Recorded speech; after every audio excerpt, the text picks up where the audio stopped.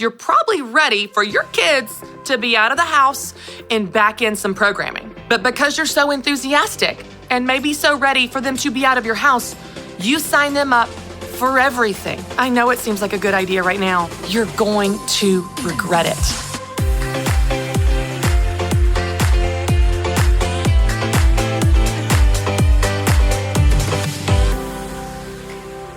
Hey everyone, and welcome to the Christy Wright Show, where faith meets personal development so you can have a bigger faith and a better life. I'm so excited because it is the month of August, which means it's the second new year. It's back to school for many of you, and let's be honest, back to busy. That's why in this episode, I want to give you very tactical, practical things that you can do to have a really great month and lead into a really great fall for you and your family. So here's what we're going to do. First, I'm going to give you 5 mistakes to avoid this month. These are 5 common things we all do every time August rolls around, and we don't need to. So I want to talk about it and help you avoid these 5 common mistakes. And then we're going to take it to the positive, and I want to give you 5 strategies to stay sane this month. These are 5 things you can create in your life intentionally that are going to help you have, again, a really great month and lead into a really great fall for you and your family. But first, let's go ahead and talk about these 5 mistakes we all are tempted to make every time this time of year rolls around. Let's talk about them. Mistake number 1. You know it, and I know it. Overscheduling.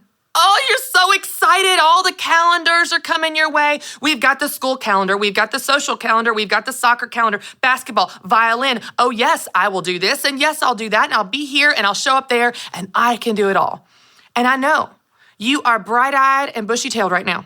You are rested possibly from the summer. And let's be honest, you're probably ready for your kids to be out of the house and back in some programming.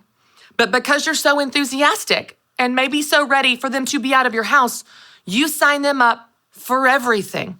You sign them up for every program, every lesson, every extracurricular activity, and you are just scheduling them and yourself all day, every day. I know it seems like a good idea right now. But in about 3 to 4 weeks, when you are living in this cram-packed schedule that you created, by the way, you're going to regret it. You're going to be exhausted keeping up with these commitments. You're going to be rushed and running ragged, and you're going to be resentful that you, August you, made all those decisions. So the first common mistake we all make in August is overscheduling. I want you to avoid this mistake, avoid the temptation to say yes to every single thing, and instead pick just a few things. Pick just the right things, the best things, the things that you love that are going to be good for you and your kids and your family and your life this fall. Imagine October you. What does October you still want to be doing 2 months from now? Pick those things and only those things to avoid the temptation to overschedule. The second common mistake that many people make this time of year is not writing down your schedule. So regardless of what goes on your schedule, you need to write it down. You need a system for being where you need to be and doing what you need to do and what you want to do. I was in a coaching session just yesterday with my Academy members. We were talking about time management. We were talking about life balance. Obviously, this is a big topic for me right now with being in the middle of book pre-sale season for my book, Take Back Your Time. But I was amazed when I was talking to them about having a system for their schedule and their calendar, how many of them didn't have one? They didn't have one. Not at all. Not like, oh, I don't use the calendar on my phone. I use a paper planner. I use a sticky note, dry erase. No, some of them didn't have a system at all. Here's the thing. I don't care what you use. I don't care if it's on your phone, if it's on paper, if it's on a sticky note, if it's on a dry erase calendar, on your refrigerator. You just need a place to write down the things that you want to do. Now, you may think of a calendar or a schedule as being legalistic, kind of like a budget, like it's no fun. It's for boring people that just like a lot of rules. Here's the thing. This is a tool that helps you do what you say you want to do. You get to set it. You get to fill it with whatever you want to and keep off of it anything you don't want to do. But you need to write it down. It needs to be a system that you are able to not only use for yourself, but share with your family. I'll give you an example. One of the things that I do as a part of my overall time management system is I have a dry erase calendar on my refrigerator. I got it off of Amazon. It's just a really basic magnet. But then I bought wet erase markers. Yes, I said wet erase because kids just walk by, just smudge off that dry erase. They sure do, then all your hard work's gone. Okay, just go ahead and trust me on this one. Think back to 7th grade math class with an overhead projector, wet erase, okay? Wet erase markers on a calendar, on the fridge that everyone can see. So today, for example, when I'm going to get my creamer for my coffee, I see today at school is water day for my son Conley, which means I need to send a swimsuit and sunscreen and beach towel. Had I not had that in a very visual place for me, my husband, my kids, our nanny Becca, we would have easily forgotten that today was water day. So what is this for you? What does it look like for you to not only create a schedule this fall that is realistic and desirable, that you actually still want to be living in October, but to write it down? Even maybe taking it a step further to put it somewhere visual in your house for everyone to be on the same page and everyone to know what's going on every single day and every single week. So the second common mistake that many people make is not writing down their schedule. Write down your schedule so you know where you need to be and when. The third common mistake, I gotta tell you guys, this one is like my Achilles heel. Like I struggle with this no matter how much I teach on it. Trying to be the hero. Because you know what happens in August? Everybody needs volunteers for everything. We need a homeroom mom. We need a president of the PTA. We need someone to volunteer to bring all the cookies for all the field days. We need someone to coach that soccer team. Yeah. And they're going to ask you. They're going to beg you. They're going to give you their saddest story. Oh, but we need you. No one can do it like you can. You're the best cookie bringer. And something in you is going to a little bit come alive at being needed.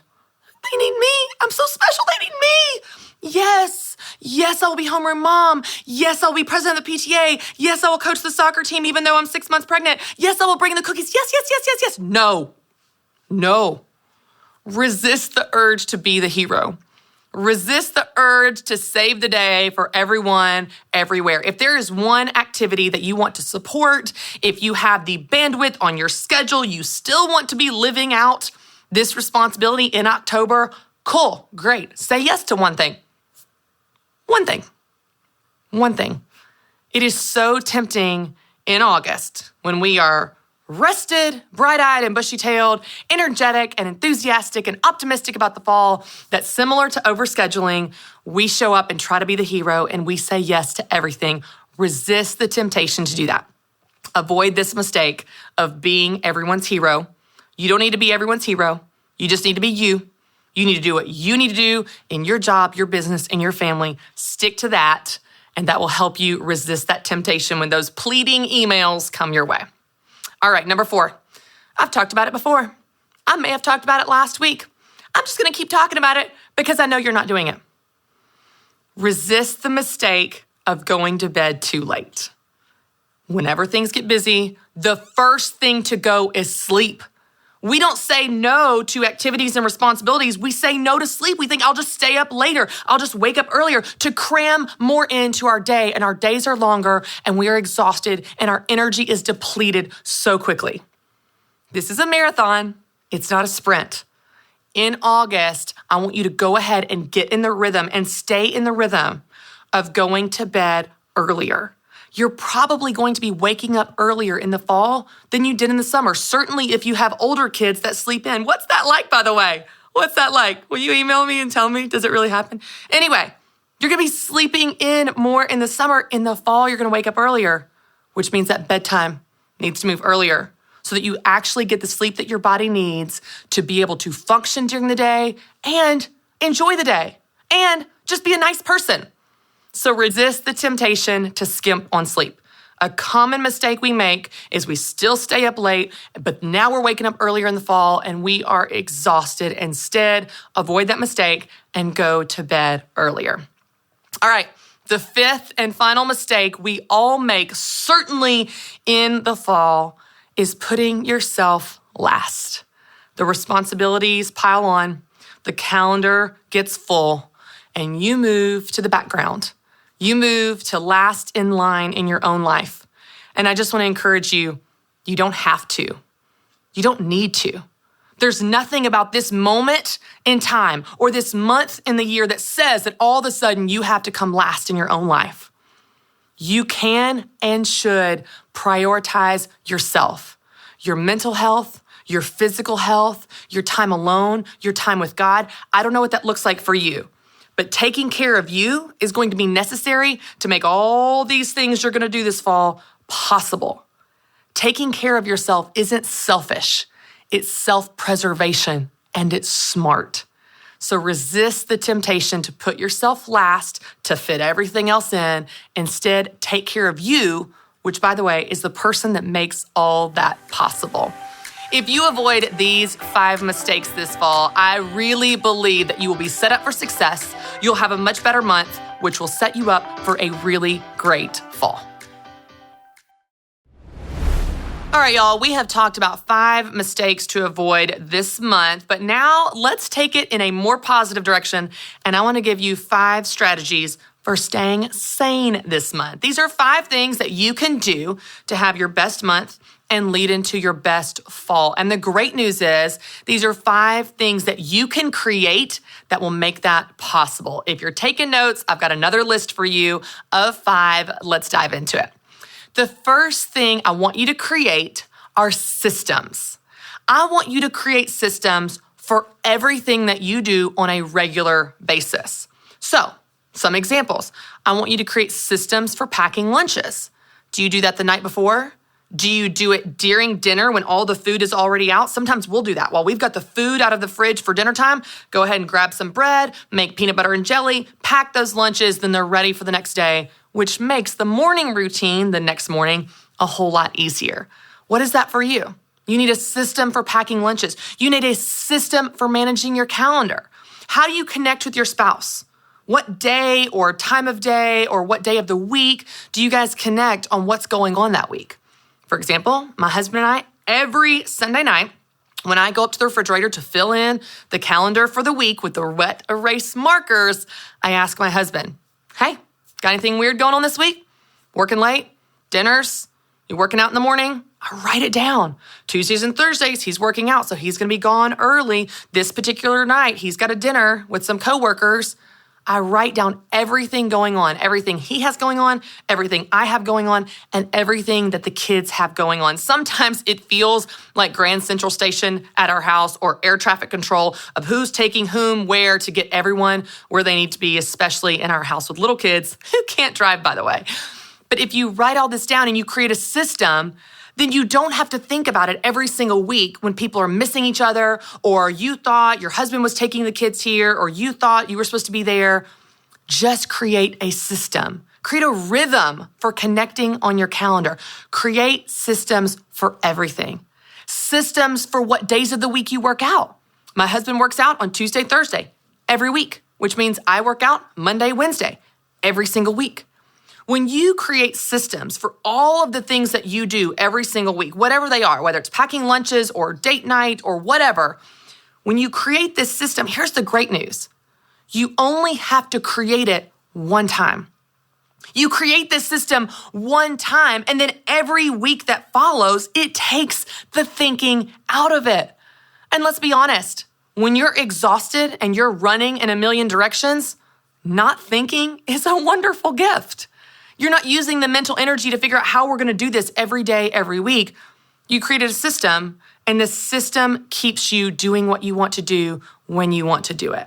So the first thing to create this fall to stay sane this month are systems. Create systems for all the things that you do on a regular basis. It will take the thinking out of it and make your life a whole lot easier. The second thing you want to create this fall to stay sane are boundaries. Now, some of you free spirits are listening right now. You're like, boo, boundaries, rules, I hate rules. Listen, boundaries are something you set to protect you and your time and just do what you say you want to do.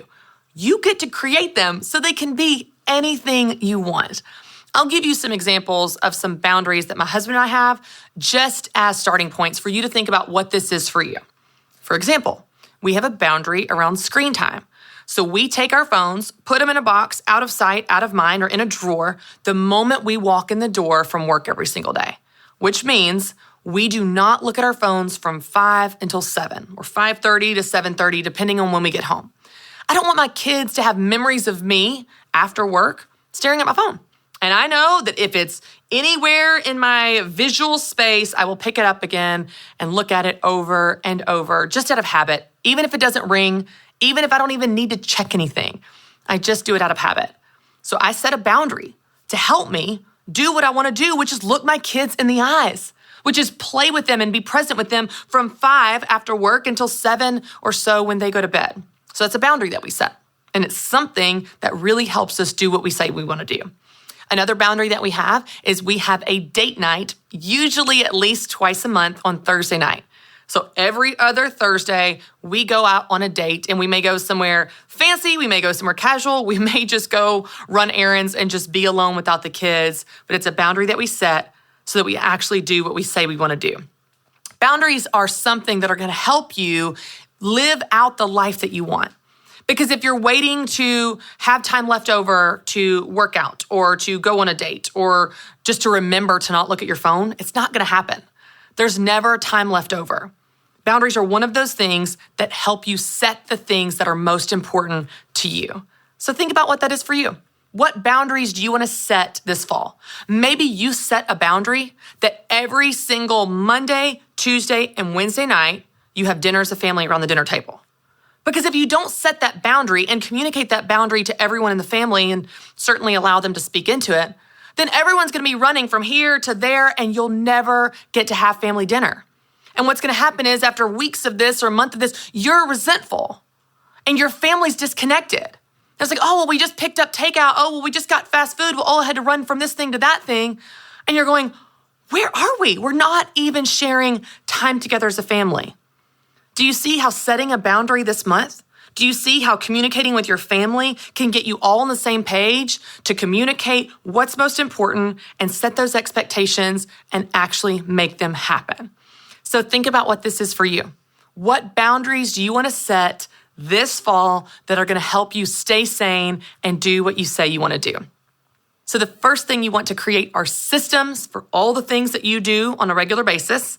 The second thing you want to create are boundaries to help you do what you say you want to do. The third thing you want to create is margin. I know, you've heard that word before. We hear that word, we understand we need that word, and yet we don't create it. But I want to say it to you in this way because it takes a different level of responsibility when we think of margin as something we create. We don't wait for margin. We don't hope margin magically appears. We're not waiting until, I just happened to not have a day where nothing was going on. That will never happen. When you're setting your calendar and your schedule each week and even each month with your responsibilities and commitments this fall, think about where the margin is. If there is no margin, there's no room for anything new. There's no room for rest. There's no room for spontaneity. There's no room for creativity. And in many cases, that's where new fun things come into your life. So how can you create margin? Maybe it's a boundary you set and you decide on Thursdays, I take no commitments, no responsibilities outside of my regular work hours. Maybe it's a day of the week. Maybe it is a time of day on Saturday. Margin. Saturday mornings, we do nothing before 10 a.m. We don't want to be rushed out the door for a soccer game at 8 a.m. I don't know what that is for you, but if you don't create margin, you won't have any. If you're waiting until there's time left over to rest or have a break, there will never be time left over because things will always fill your calendar. There are always more opportunities, even good opportunities, there are always more than we have the bandwidth to actually show up for. So your calendar will be full, you will be exhausted, and you will have no margin if you don't create it.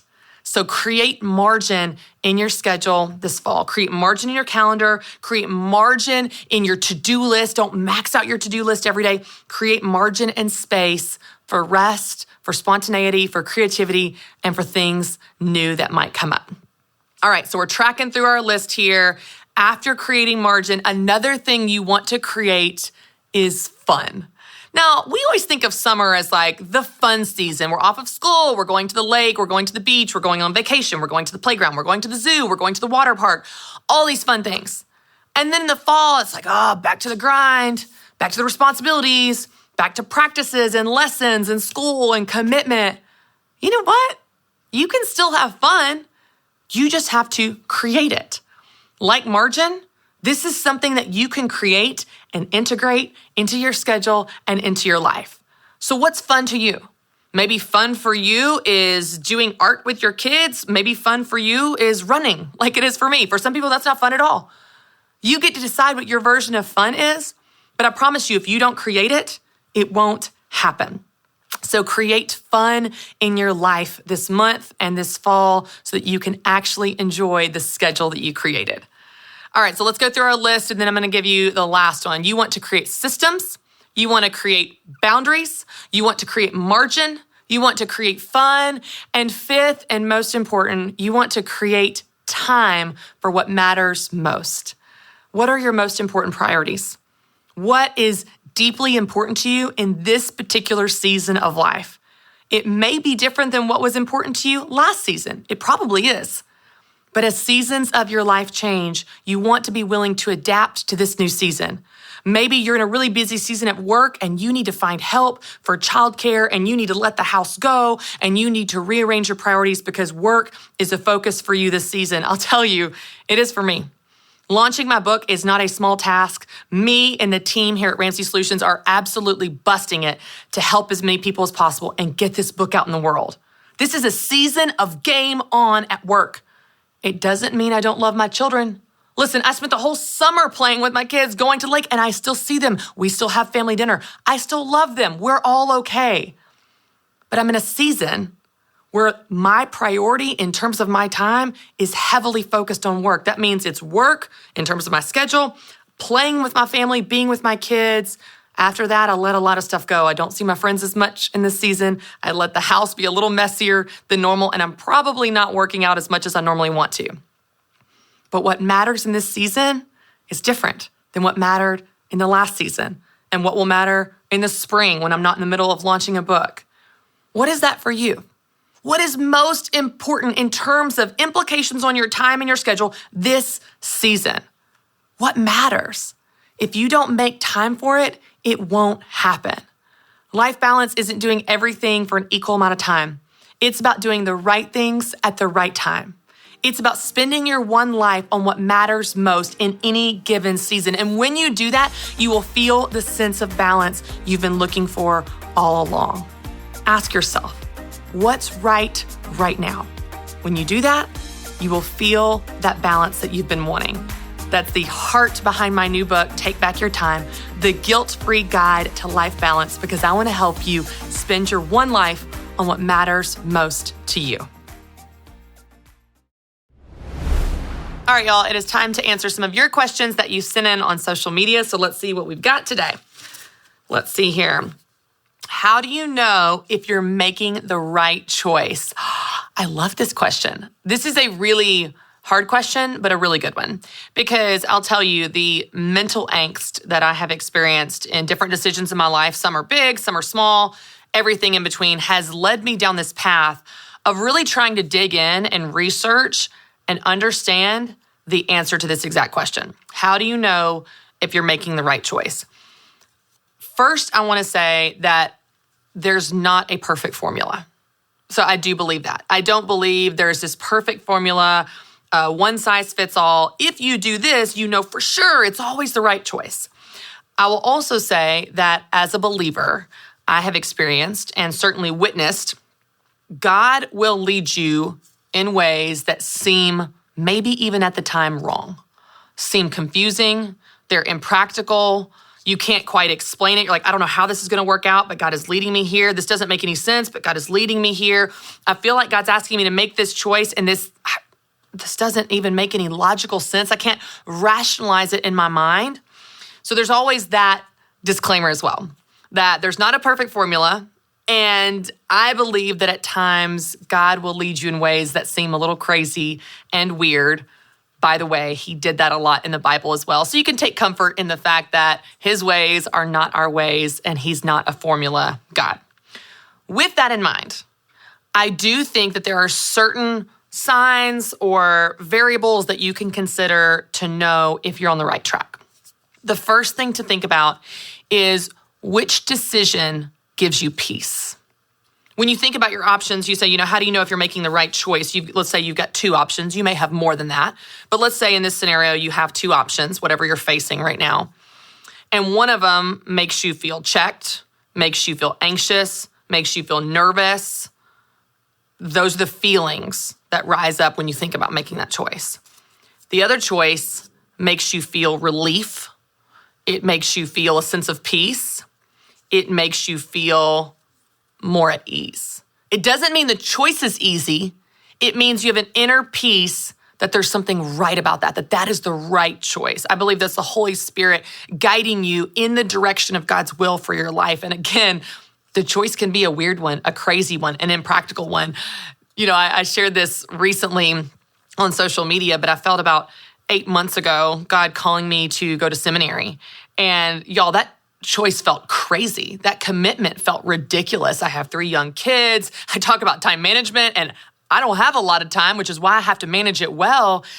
And I was like, God, how would this ever work? That feels so overwhelming. It feels like it's for really smart people, really academic people, people that grew up in the church, people that know the Bible. This is so impractical. It's so illogical. I feel so unqualified. And through persistent pressing, through persistent nudging and urging, eventually, I said it out loud to my husband. And then I said it out loud to a friend. And then I started researching seminary schools that have online programs. And I started to take one step of faith after the other. The decisions in the path wasn't easy. And as I'm in school right now, reading, it's still not easy. But I feel a peace about it. I feel right about it. I felt relieved when I made the decision to submit and be obedient to that thing I felt God asking me to do, even though that path felt a little crazy at the time and still does. So when you think about the feelings that rise up in you, do you feel nervous, anxious, unsettled, checked in your spirit at a choice? Or do you feel relieved, where your shoulders relax like, that was the right thing? Where you feel a peace that doesn't even make sense? Because even if the path is hard, that peace is with you. So I'd say the first thing to think about is the feelings that rise up in you when you consider your choices. That can be a great factor to consider. Now, feelings aren't the end-all be-all, and our feelings can, Patsy Claremont says feelings don't have a brain. They're not always a great metric of reality, but it can be an indicator of what God is stirring in you. If you feel anxiety or you feel at peace at a certain decision. Another thing to consider is the counsel of people around you. So when you talk about this idea to people, are they affirming? People that are trustworthy, people that are close to you, people that, if you're a believer, that are also believers, that are in touch with the Spirit and God's speaking and calling, are those people in agreement? Again, this is not a one-size-fits-all. This is not an end-all be-all where someone shoots down your business idea, which means it'll never work. That's not the way this works. But if you start to see a pattern of a lot of people that you trust are advising you to make this decision or advising you against this decision, that can be a clue that is either confirming or leading you in a different direction for that decision. I'll give you an example again with seminary. When I started saying that out loud to people, as crazy as it sounded to me, and even to the people I told, people that I love and trust, all of them pretty quickly were like, yeah, that sounds right. Yeah, that just makes sense for you. Yeah, I totally see that. They weren't just being nice. These are people that will shoot me straight, tell me the truth and tell me when I'm going down a bad path. But the confirmation was almost unanimous of people that I love and trust going, yes, in agreement with that decision. So first, thinking about the feelings that rise up in you in either of these choices. And it can be, again, it can be a huge commitment like seminary, or it can be, what are we going to do Saturday afternoon? And some decisions are bigger and more important than others. Some have more bearing on your life than others. But when you start to think about the feelings that rise up in you, and you start to think about what the agreement of people around you is, that can really help you know if you're on the right path. Think about even something as small as Saturday afternoon plans. When you think about, Saturday afternoon, I think about taking my kids to the zoo. Does that sound exciting or exhausting? Maybe a little bit of both if you have kids. When you talk to your spouse and you say, hey, Saturday afternoon, do you want to take them to the zoo or just hang out at the house? What does your spouse say? Think about the feelings that rise up in you in any given decision, and the people around you that you love and trust, and how they feel and what they think about that decision can help you know if you're making the right choice. It's a great question. It's a hard one, to be honest. And like I said when I started, it's not a perfect formula, but I do think these two things can help you know if you're on the right track. Thanks so much for sending in your question, and I hope this helps. All right, y'all, thanks so much for joining me as always. And you can tune in next week for another new episode of The Christy Wright Show. Of course, for more encouragement on becoming the person you want to be, you can visit ChristyWright.com.